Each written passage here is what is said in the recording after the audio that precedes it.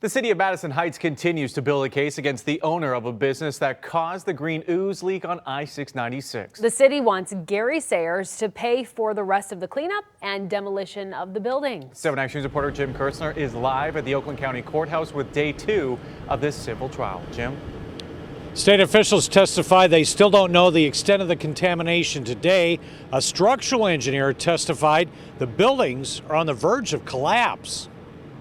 This building doesn't seem structurally sound, so there are chances that it will collapse. This is a bench trial in front of Judge Hala Jarbo. She was shown pictures of the inside of Electro-Plating Services with rusty steel girders. The expert testified one building is leaning to the west. The state shut down the business in 2016. The EPA then removed 5,000 containers of hazardous chemicals. The director of the state environmental health department testified that in 2016, the business posed an imminent health threat, especially if a fire had broken out. Evacuations would needed to have been as far as 2.5 miles away. Could result in hazardous air emissions that could be acutely injurious to the surrounding community up to and including death. The attorney for the owner did make a key point that goes to the center of this case: what's happening today.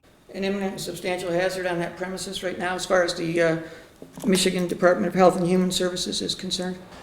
No, there's not. An official with the Michigan Department of Environment, Great Lakes and Energy testified they're still testing for contamination moving off the site and underground to determine how wide and how deep. They say that source is chemical residue left behind in the pit in the basement, and the groundwater and rainwater that came in through the old leaky roof caused it to spread. Likely underneath the pit and adjacent to the pit, likely all around the building. It's Likely? Well, there is definitely to the north of the pit. The owner of the old Electro-Plating Services, Gary Sayers, is serving 11 months in federal prison, a plea deal to illegal storage of hazardous materials. He's agreed to pay the feds $1.4 million for their cleanup.